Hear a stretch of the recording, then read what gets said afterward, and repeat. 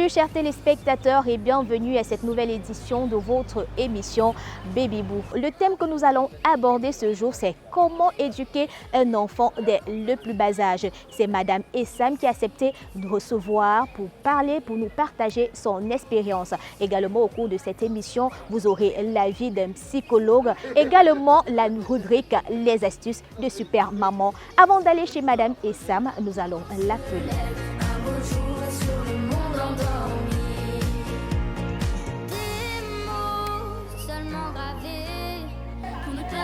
Oui, allô? Madame Essam, bonjour. Bertie Blanche, présentatrice de Baby Boo. Comment vous allez? Ah, d'accord. C'est juste pour vous dire que mon équipe et moi, nous sommes en route pour votre domicile. D'accord. À tout de suite. Alors, chers téléspectateurs, si vous voulez vivre cette aventure, suivez-nous.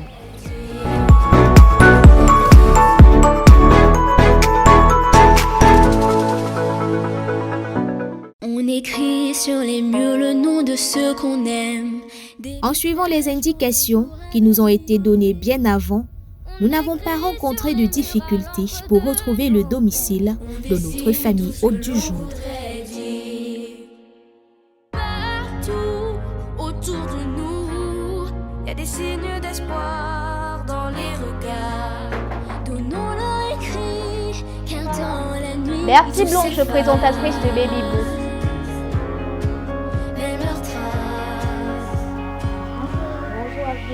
On écrit sur les murs le nom de ceux qu'on aime.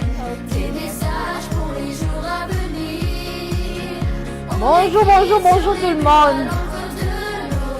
Merci. Tout ce que l'on voudrait dire.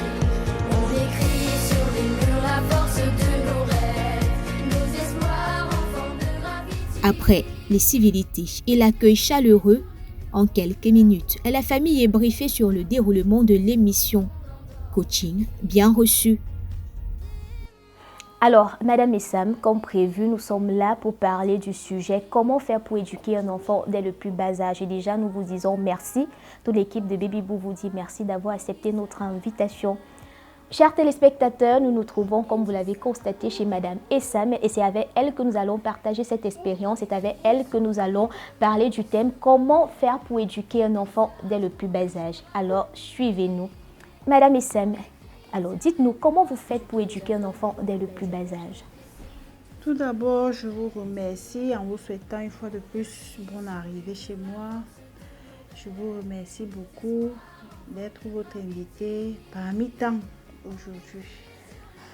Bon, concernant l'éducation de l'enfant dès le plus bas âge, c'est pas facile, mais on se bat pour que ça puisse réussir. Les enfants dès le bas âge, il faut les amener à comprendre beaucoup de choses. Peut-être comme je prends l'exemple de celle qui est toute petite actuellement chez moi. Avec elle, c'est pas facile, mais on doit se battre parce que lorsqu'elle fait quelque chose, comme elle aime trop les pleurs, on peut se battre pour que ces pleurs-là s'améliorent de jour en jour. Et pour cela, il y a beaucoup de petites choses qu'on lui fait, petits câlins, petites flatteries, par-ci, par-là. Et pour l'amener à nous aimer aussi, à savoir que ce que les parents veulent pour elle n'est pas mauvais. Et on éduque aussi l'enfant à respecter les aînés, à savoir que ceci est bien, ceci n'est pas bien. Parce que si je n'étais pas là, quand vous êtes arrivé, elle-même elle devait vous appeler tantine. S'il y a quelque chose de bien pour un petit bébé, c'est pas que l'enfant va appeler oh, non. Quand c'est un garçon ou bien un homme, elle appelle tonton. Quand c'est une femme, elle dit tantine. Elle a été éduquée comme ça depuis. Pareil pour ses frères, ils savent que c'est comme ça que ça se passe. Donc, pour cette éducation-là, c'est encore beaucoup à faire, mais au niveau où elle est déjà là, je sens qu'elle est sur le bon chemin. Parce qu'elle sait qu'on ne doit pas injurer les gens, on ne doit pas manquer de respect aux aînés, on ne doit pas ramasser la chose d'autrui. Même quand elle part à l'école, elle sait qu'elle ne doit pas taper ses camarades. Elle doit juste regarder son goûter, ne pas prendre pour autrui. prendre sa bouteille d'eau, et surtout comme il y a les maladies dehors maintenant, on commence, tout ne se passe pas à l'école, c'est d'abord à la maison que ça commence.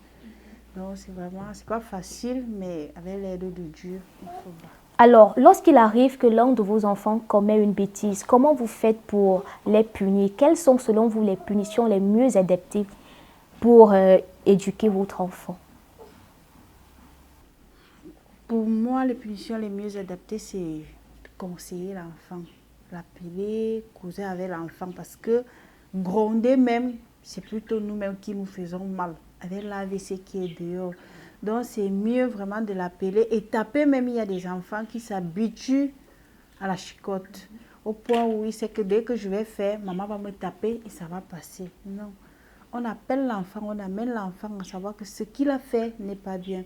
Pour mon mari et moi, quand l'enfant fait quelque chose de mauvais, on appelle l'enfant, on dit à l'enfant que bon, ce que tu as fait là n'est pas bien. Et si tu fais encore, Dieu va te punir. Parce que dans leur tête, on a mis la crainte de Dieu dedans, afin qu'il sache que quand on dit Dieu va te punir, il sait que c'est déjà très dangereux. Là, il ne le fait plus. Et maintenant, concernant les tâches ménagères, est-ce qu'il vous arrive souvent de leur donner quelques petites tâches à la maison pour qu'ils s'habituent au quotidien à vous aider, soit dans la cuisine, soit dans le ménage? Oui, oui. Là où ils sont là, je les éduque afin que si je ne suis plus là demain, qu'ils sachent que c'est comme ça la vie. Donc, pour Princesse, il y a des moments, je peux lui demander d'aller me prendre quelque chose. Quand j'en ai besoin, elle part sans hésiter. Pour ses frères, vous savez, avec Kamwata qui dérange, quand on coupe de l'eau, il y a un forage là en bas. Je peux envoyer les garçons avec les bidons pour aller puiser de l'eau. Ils travaillent. Je peux dire aux garçons qu'aujourd'hui, c'est toi qui nettoies les meubles. Toi qui nettoie les meubles et puis il le fait sans problème. Et c'est aussi propre parce que dès qu'il finit, je dois contrôler si c'est propre ou pas. Et si c'est pas propre, je lui demande de refaire la même chose jusqu'à ce que ça soit propre. Je lui dis que ok, bravo, mes félicitations, tu as bien fait. C'est comme ça avec eux. Alors, Madame Essam, nous avons également posé la question à l'homme de la rue pour savoir comment est-ce que les uns et les autres éduquent leurs enfants dès le plus bas âge. Alors, tous ensemble, chers téléspectateurs, nous allons écouter leurs réponses.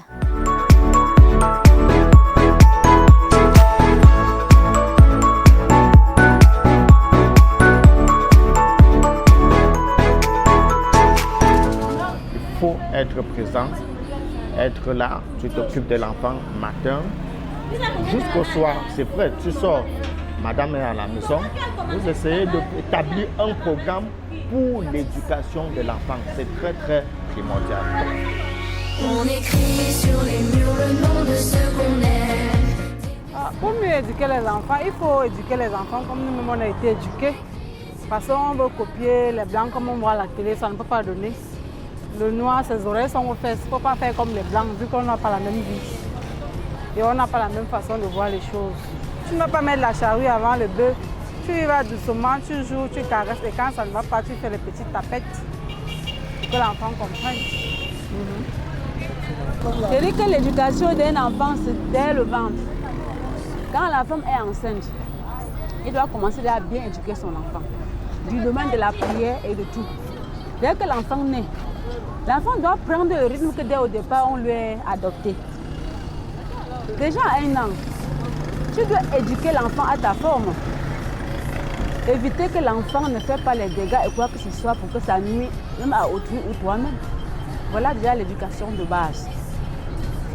Déjà à 5 ans, tu dois déjà rimer l'enfant au quotidien. Comment vis-à-vis des étrangers, comment pour que l'enfant soit quelque chose de demain. Après ça, c'est une autre rubrique. C'est bien bon. Un beau jour sur le monde endormi.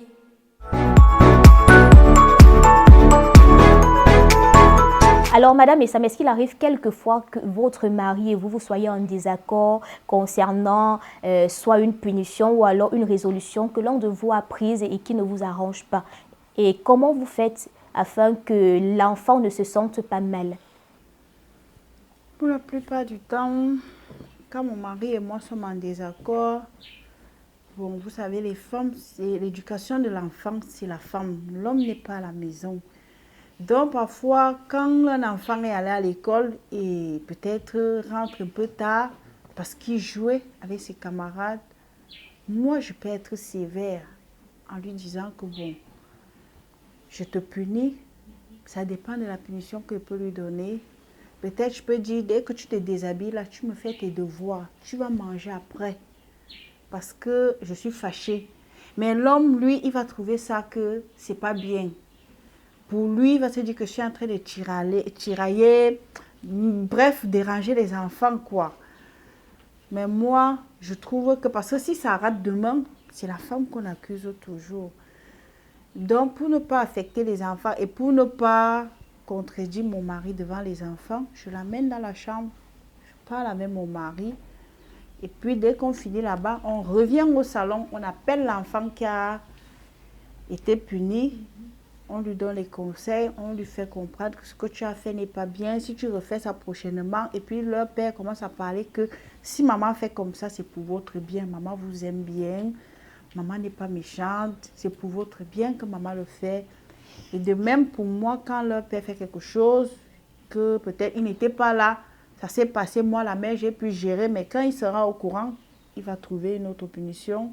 Je ne peux pas me fâcher devant lui. Parce que l'enfant risque de croire que c'est maman la mauvaise, ou bien bon, c'est maman la bonne personne, papa est mauvais. On fait toujours pareil, on cause et on s'entend, on revient toujours vers l'enfant, on commence à lui dire, ben tiens, ce que tu as fait n'est pas bien. Si tu refais ça, papa cherche votre argent dehors afin d'assurer votre éducation. Et quand papa se fâche, il faut savoir que c'est pour votre bien.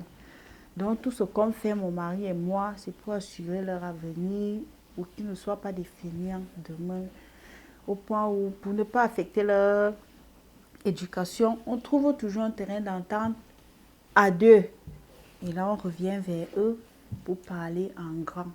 Même si c'est princesse, on cause avec princesse comme si c'était une grande personne pour pouvoir comprendre que ce que tu as fait n'est pas bien. C'est comme ça que ça se passe. Et pour finir, Madame et Sam, dites-nous, comment vous faites pour montrer votre affection à vos enfants? Pour montrer mon affection à mes enfants, bref, notre affection, on leur fait des petits cadeaux, des petits câlins. Le matin, quand on se réveille, on prie Dieu. Je leur montre que c'est comme ça que ça se passe. Je conseille que si demain ou après-demain, je ne suis pas là, c'est comme ça. Donc, c'est quelque chose qui va leur marquer toute leur vie. Je peux les laver, même s'ils sont déjà grands. Je peux les laver pour savoir que non, maman nous aime vraiment. Quand ils partent à l'école, ils viennent, ils font un petit câlin. Quand ils reviennent, ils font pareil. Et quand ils reviennent, ils trouvent que peut-être j'ai fait quelque chose pour eux.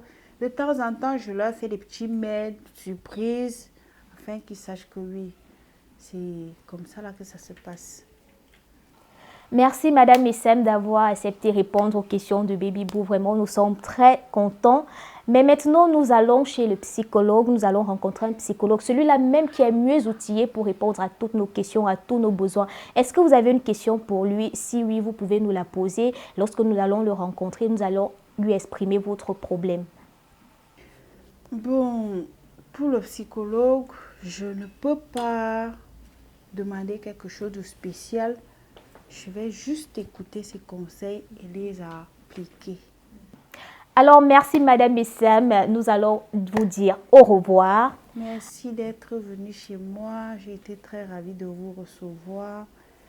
Et que Baby Boo continue. Longue vie à Baby Boo. Merci pour tout. Bonne journée à vous. Quant à vous, chers téléspectateurs, également, nous allons vous dire au revoir. Mais nous vous donnons rendez-vous chez le psychologue. À tout de suite.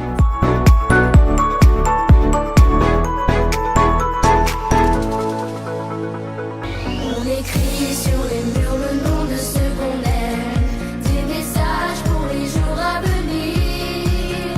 On écrit sur Nous sommes à présent avec Monsieur Zombo, le psychologue. Direction son bureau où va se dérouler notre entretien. Des centaines de mètres après, nous y sommes. l'espoir en forme de graffiti. On écrit sur les murs pour que l'amour se lève un beau jour sur le monde endormi. Alors, Monsieur Ebezambo, bonjour.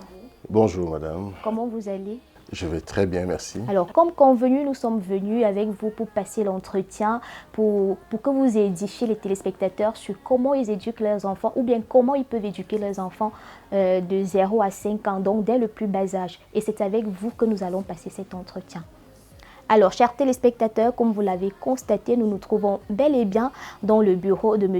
Ebezambo. C'est avec lui que nous allons parler du sujet. C'est la personne la plus outillée, la plus aguerrie avec laquelle nous allons parler de ce sujet. Comment éduquer un enfant dès le plus bas âge? Alors, M. Zambo, dites-nous, comment éduquer un enfant dès le plus bas âge?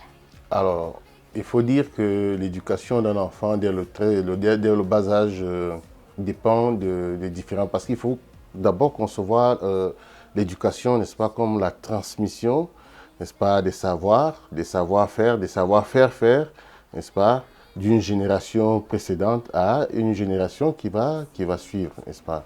Alors, cela suppose donc que l'éducation d'un enfant va se faire sur plus d'un plan, n'est-ce pas. Vous avez le plan cognitif, c'est-à-dire que l'ensemble de tout ce qui est connaissance intellectuelle.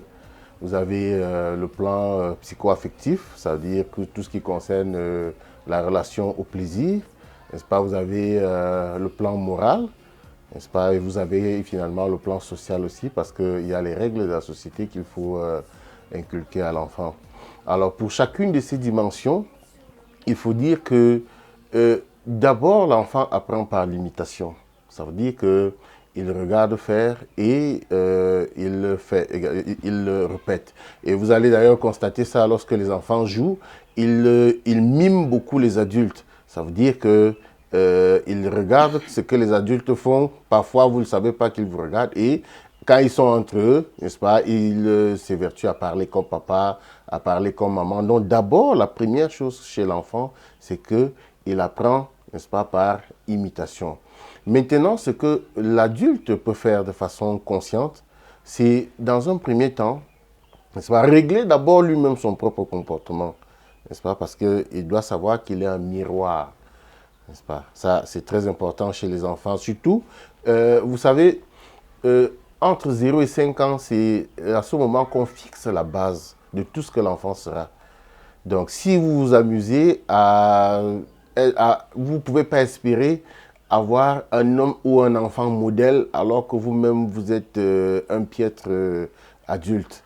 Donc il faut donc que l'adulte ou les parents qui veulent modeler, qui veulent construire les enfants entre 0 et 5 ans, qu'ils sachent que ce sont eux qui sont le moule, n'est-ce pas? Et maintenant, à côté de ça, bien évidemment, il y a les valeurs sociétales qui sont conduites.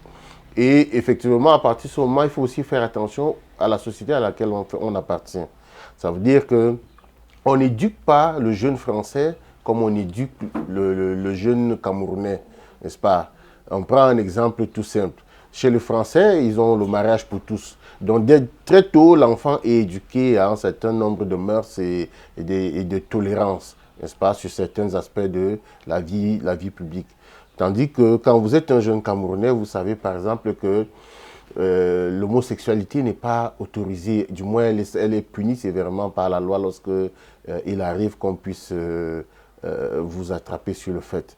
Alors, vous voyez que le parent français et le parent camerounais, pour les enfants du même âge, risquent de ne pas avoir la même posture. Donc, il faut donc dire que les valeurs sociales, n'est-ce pas, font partie des choses que le parent tient en considération.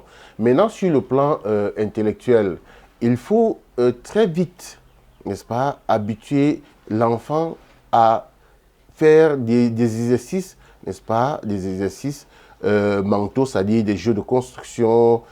C'est pour ça, par exemple, que très souvent, nous parents, on passe rapidement, c'est facile de donner la petite poupée à la jeune fille et de donner le fusil au jeune garçon et on ne tient pas compte des répercussions que ça peut avoir. Alors, dites-nous, quelles sont les punitions qu'on peut lui infliger? Alors, entre 0 et 5 ans, il faut se dire que tous les stades, n'est-ce pas, du développement moral ne sont pas encore acquis, n'est-ce pas? vous avez par exemple entre 0 et 5 ans, vous avez les parents qui vont être confrontés à l'éveil de l'individualité de l'enfant, c'est-à-dire la période où il est systématiquement, il est non à tout. Alors, si vous ne faites pas attention à cette période, par exemple, vous allez être un père ou une mère fouettard, alors qu'en réalité, c'est le développement du moi. Donc, l'enfant commence, n'est-ce pas, à devenir une personne autonome. Alors, ça veut dire que le fouet peut être utilisé comme une menace, n'est-ce pas? Mais moi, je déconseille l'utilisation du fouet en pratique. On peut l'utiliser comme une menace. Ça veut dire que si l'enfant sait que il peut être victime, il peut être à cause de son comportement. Et ça, il faut toujours faire attention, c'est-à-dire que mettre en rapport la punition et l'acte posé. Et bien évidemment, une petite claque n'a jamais tué personne. Mais il faut vraiment savoir doser ça. Ça ne doit être vraiment que l'utilisation du fouet, c'est en dernier recours. C'est-à-dire que l'enfant doit sentir que si cette fois-ci, on a utilisé un outil pour me corriger, ça veut dire que j'ai atteint un niveau et ça va lui permettre de graduer, n'est-ce pas, les fautes. Parce qu'en même temps, ça lui apprend le niveau de faute. N'est-ce pas? Quand il sait que habituellement, maman, elle gronde, elle conseille, elle flatte, mais quand elle utilise le fouet, c'est que j'ai dépassé le niveau, j'ai atteint. Donc c'est comme ça que, n'est-ce pas, dans l'éducation, on peut graduer, n'est-ce pas, les punitions pour que le fouet, en fin de compte, apparaisse comme la sanction qui arrive quand on a excédé, quand on a débordé, quand on est arrivé au final de la bêtise ou alors de ce qu'on peut faire comme mal dans la maison. Et si par exemple on a un enfant qui est turbulent, comment peut-on faire pour le canaliser? Alors, il faut savoir que quand un enfant est turbulent, ça peut être pour deux choses. La première chose, ça peut être pathologique, n'est-ce pas, ce qu'on appelle les troubles d'hyperactivité. Bon, dans ce cas, c'est vraiment, ça c'est déjà d'autres choses. Mais, à côté de ça, il y a une autre dimension qui est le fait que l'enfant peut chercher à attirer votre attention.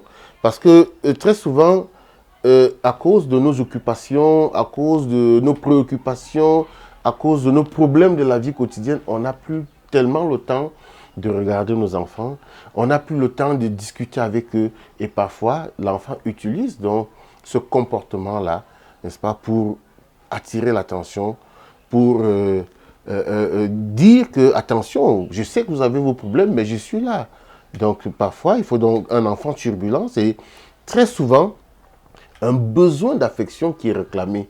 Donc, il faut justement à ce niveau que les parents fassent très attention à la façon dont ils réprimandent l'enfant turbulent. Et d'ailleurs, pour tous les parents, je pouvons vous le dire, une fois que la mère ou le père prête attention à l'enfant turbulent, vous voyez, il se tasse, il se calme. Mais une fois qu'il se sent délaissé, il a tendance à en faire un peu trop. Et d'ailleurs, ce qui va apparaître, c'est que les enfants ne deviennent pas turbulents au premier coup. Généralement, c'est à la naissance d'un nouvel enfant, n'est-ce pas? Lorsqu'il a un cadet qui arrive, il perd un peu parce que la mère est suroccupée par ce nouveau être qui est arrivé. Alors, la tension baisse et l'enfant a tendance à faire des gaffes pour dire que, mais attention, ce gars, il vient d'arriver, moi, je suis là depuis. Qu'est-ce que vous faites de moi? Donc, parfois, chez les enfants, être turbulent, c'est simplement dire aux parents que, attention, je suis là, vous faites quoi de moi? J'ai besoin de toi, papa, j'ai besoin de toi, maman. Et, dans ce sens, il faut aussi faire attention parce que l'enfant, si vous avez l'habitude de réprimander continuellement un enfant qui est turbulent, ça peut devenir chez lui un mode relationnel avec vous. Ça veut dire que le fouet pour lui va devenir, n'est-ce pas, la manière par laquelle vous lui témoignez de l'amour, n'est-ce pas? Les gronderies et consorts vont devenir la façon dont vous lui témoignez de l'amour. Vous voyez comment vous commencez à faire dévier un être de ce qui est normal. C'est-à-dire que le normal, c'est que on montre de l'affection à un enfant, n'est-ce pas, lorsqu'il se sent mal ou lorsqu'il il peut faire une bêtise, on lui montre que, écoute, on ne t'abandonne pas, c'est vrai, on est occupé, mais tu es là, on sait que tu es là. Vous voyez, ça c'est la voie normale. Alors la voie d'à côté, c'est que chaque fois qu'il fait quelque chose, paf, on a fait une petite tape, on a fait un petit fouet, ça devient un mode relationnel sur lui que bon, pour que maman me prouve qu'elle m'aime, pour que papa me prouve qu'il m'aime, il faut que si le fouet n'est pas passé, ça veut dire que j'ai pas encore réussi à déclencher la réaction affective. Et ça, il faut que les parents fassent attention à ça. Et vous voyez peut-être pas vous êtes très jeune, dans notre génération, c'était devenu un mode relationnel très prégnant. C'est-à-dire que le fouet, et c'était une relation triadique. Le parent, le fouet et l'enfant. C'est-à-dire que sans le fouet, l'enfant avait l'impression que les parents sont un peu distraits, sont pas trop préoccupés par lui. Avec le fouet, il sentait que non, vraiment là, on avait même parfois un certain plaisir à se faire fouetter. Vous voyez?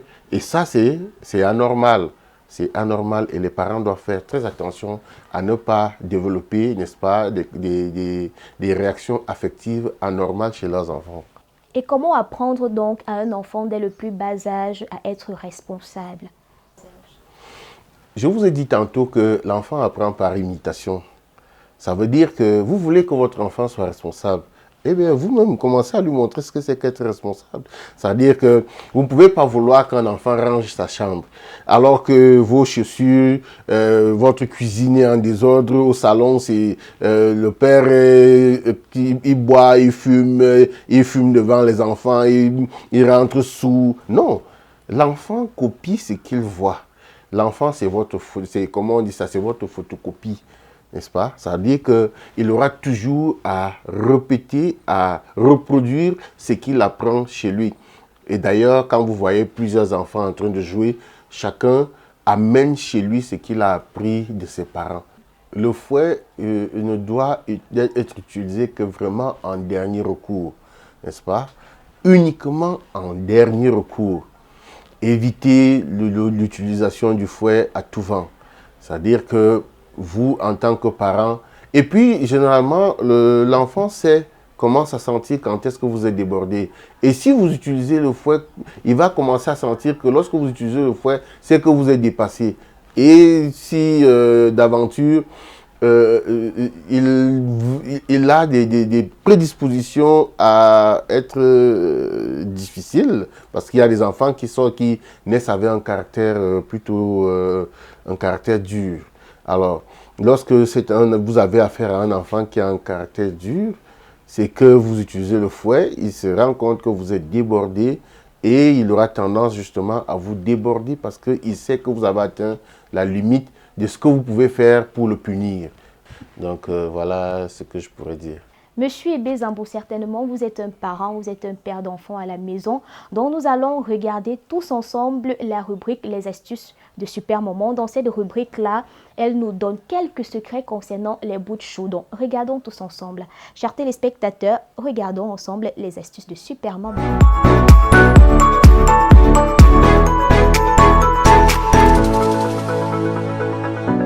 Bonjour à tous, bonjour à tous les téléspectateurs de Cam10 Télévision, la télévision républicaine. Je m'appelle Ouego Brigitte, plus connue sous le pseudonyme de Super Maman.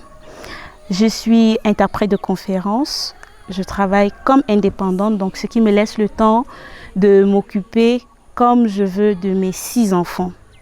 Alors aujourd'hui, dans le cadre de l'émission Baby Boom, je vais partager quelques astuces avec vous. La première astuce, c'est comment bien laver un biberon. Alors, pour bien laver un biberon, il faut prévoir de l'eau, du savon. Beaucoup de personnes n'utilisent pas du savon. Je vais dire pourquoi est-ce que le savon est important après.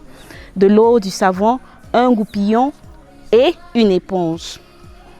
Premièrement, il faut mettre de l'eau dans le biberon, le secouer et le verser sans rien frotter pour enlever les excédents ou alors les restes de lait de la dernière consommation du bébé.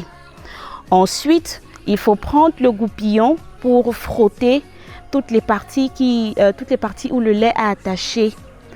et rincer. Ça, c'est toujours sans savon. La troisième étape maintenant, c'est mettre du savon sur le goupillon et frotter l'intérieur du biberon parce que la main ne peut pas y arriver. Voilà pourquoi on utilise un goupillon. On frotte l'intérieur et on oriente en fonction des restes d'endroits où il y a eu du lait. La quatrième étape, c'est prendre l'éponge, mettre du savon et laver l'extérieur du biberon. Et on fait pareil pour tous les autres accessoires, donc pour la tétine, le couvercle et les autres parties du biberon. Après avoir fait tout cela, on met le biberon dans une marmite contenant de l'eau et puis on pose cette marmite au feu jusqu'à ébullition.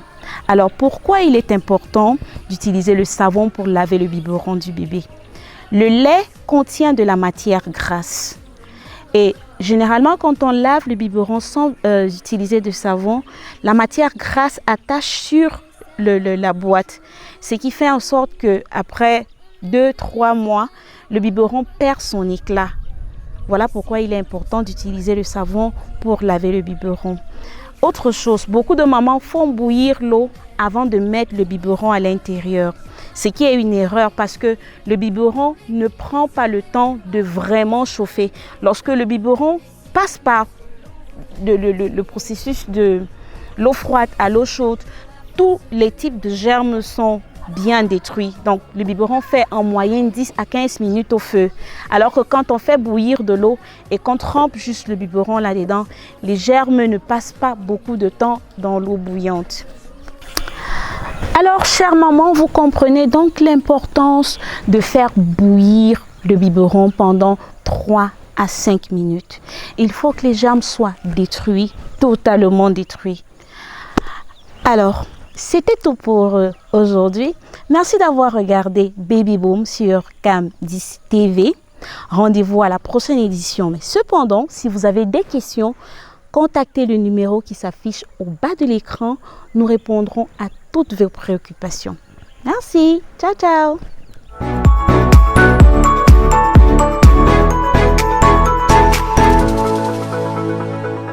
Alors, Monsieur Ebé Zambo, nous espérons que ces astuces de Super Maman vous seront bénéfiques. Et c'est ici donc que se referme cet entretien. Merci une fois de plus de nous avoir reçus. Merci à vous d'avoir pensé à nous pour apporter un petit éclairage sur cette question de l'enfant, du développement de l'enfant, de l'éducation de l'enfant.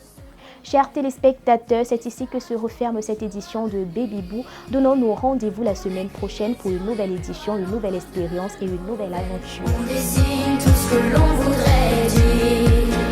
On écrit sur les murs la force de nos rêves.